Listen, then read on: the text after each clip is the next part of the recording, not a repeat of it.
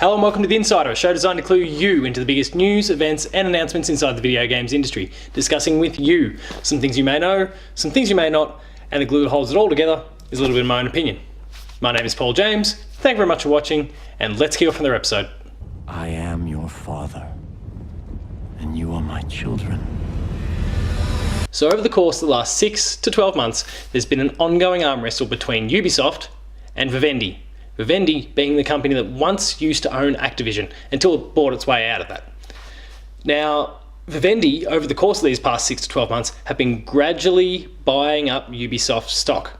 And it got to the point where it seemed like, to us outside of observers, that Vivendi was very close to outright buying Ubisoft. And that would have had a whole bunch of implications for the game industry, and it was something that Ubisoft was clearly trying to avoid. There were lots of public comments about from Yves Guillemot and the family themselves, kind of outlining the fact that they didn't want this to happen. They were going to do whatever they could to save their company. Well, there's been some things transpire this week in that case, and we're going to talk about that in this week's episode of The Insider. So buckle in and let's get to it.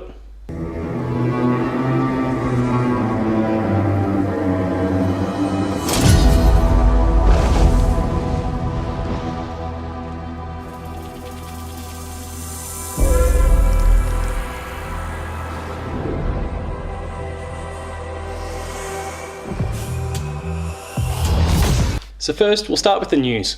So over the course of those 6 to 12 months, Vivendi had been buying up Ubisoft stock, and that had led to them owning 27.3% of all stock in Ubisoft, or 30.5 million shares.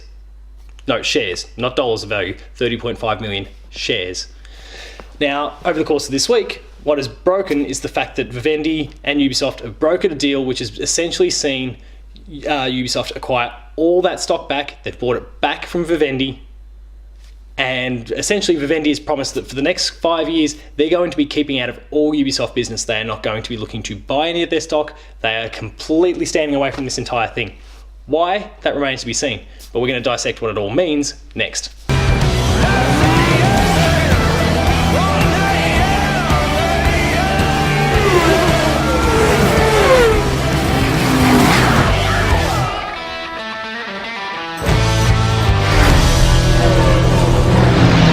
So whilst Ubisoft has reacquired all of its stock that Vivendi had bought up, there is a catch.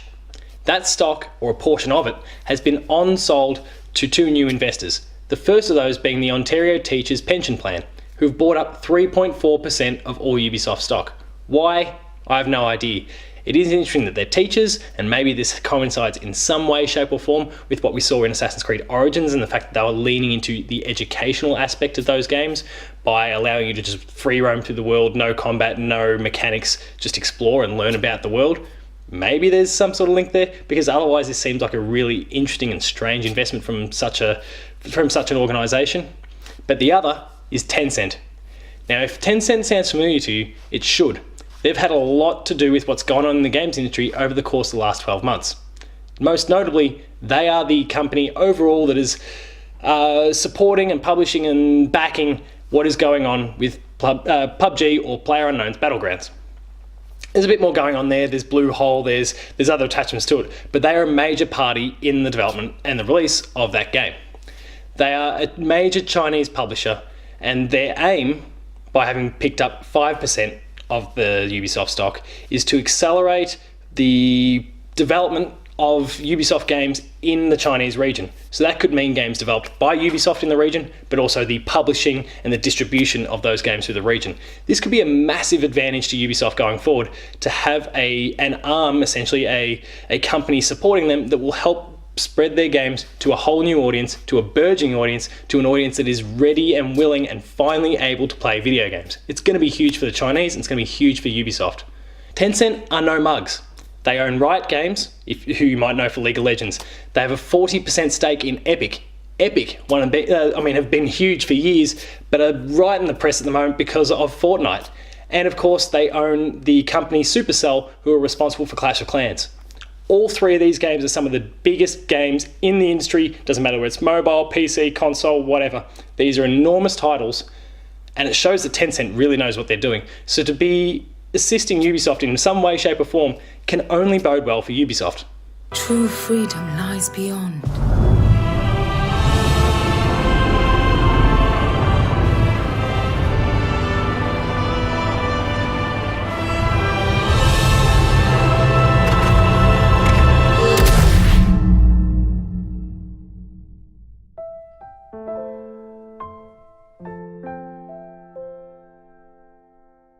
So what does this all mean for Ubisoft? Well, it gives them a bit of safety and security for starters, at least for 5 years, because we know that Vivendi is not going to be breathing down their necks. Vivendi are an ambitious company. They did own Activision for a while. They have a major role in film, television, and a whole bunch of other entertainment industries. They're no mugs, and they're aggressive in terms of what they want. So and if you believe everything that was being said from Ubisoft, it didn't bode well for the company should Vivendi manage to have succeeded and picked them up. The fact they haven't bodes well for Ubisoft, and they don't have to worry about their presence for at least 5 years, and hopefully in turn, a greater period. The other massive advantage is the Tencent factor. China is a massive growth corridor for the games industry at the moment, and to have a publisher who is so prominent in that region, who's got so much knowledge and expertise in that region, only bodes well for Ubisoft as they look to push the Assassin's Creeds of the worlds, the Splinter Cells, the Rainbow Six Sieges, the Far Cry's, all those games into new parts of the world, expose it to new audiences and get new people hooked. The Chinese population is the biggest in the world. So why not take advantage of a company like Tencent and bring your games to a massive audience, increase sales, increase profit, increased exposure. Everything bodes well for Ubisoft product going forward. Window, go!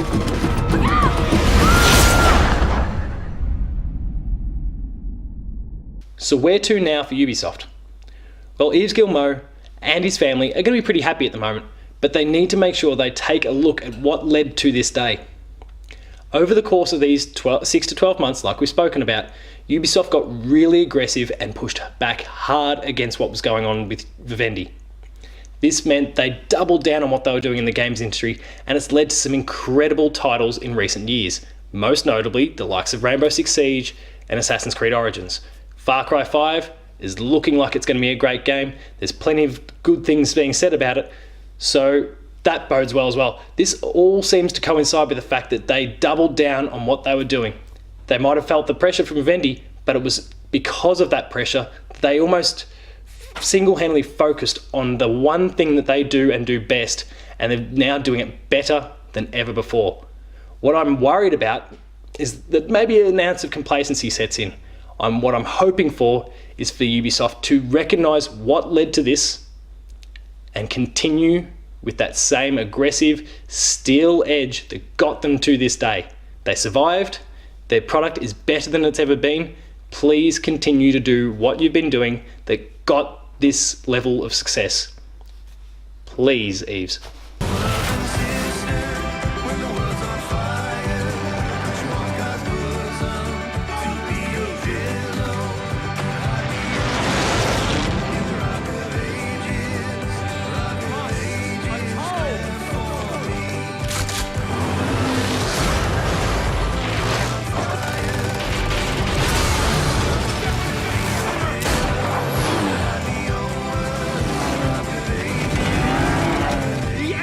Upon us!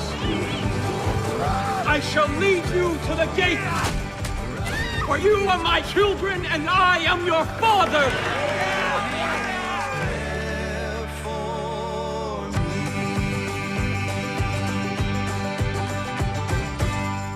And so that wraps up another episode of The Insider. I hope you enjoyed it. If you did, please consider liking, sharing and subscribing. All those buttons are down below here, and that'll allow you to get access to weekly episodes of Patched, the Video Games Club, The Insider, Player 2 Plays, our new series, The Late Game Review, and a whole bunch more, all content that can only be found on our YouTube channel, so please subscribe and check it out. Hit that notification button, the bell, and that'll alert you to any new videos or content we might have. It means you can keep on top of everything a little bit easier. If you like written content, make sure to visit the website player2.net.au where you can find reviews, previews, opinion pieces, news, features, the Player 2 Writer's Draft. There's heaps there, all contributed by some of the best talent in Australia, so please consider going and checking it out. If you really like what we do, maybe Patreon is your thing. Player 2 is growing, we're looking for your support to build up what we're doing, and Patreon is the way we're looking to do that. Even a $1 donation is useful. $1 monthly, admittedly, but $1 is huge in the ongoing development of what we're doing. So please consider donating. As a result, you'll get early access to videos, you'll be exclusive Patreon videos. If you donate at a high enough tier, you might even get to join us on the Monthly Player 2 podcast. So please consider doing that. We'd be really, really thankful for your patronage and support. And for ongoing updates, you can find me at PaulJamesP2 on Twitter, the website at Player2AU on Twitter. And until next time, thank you very much for watching, and I'll see you later.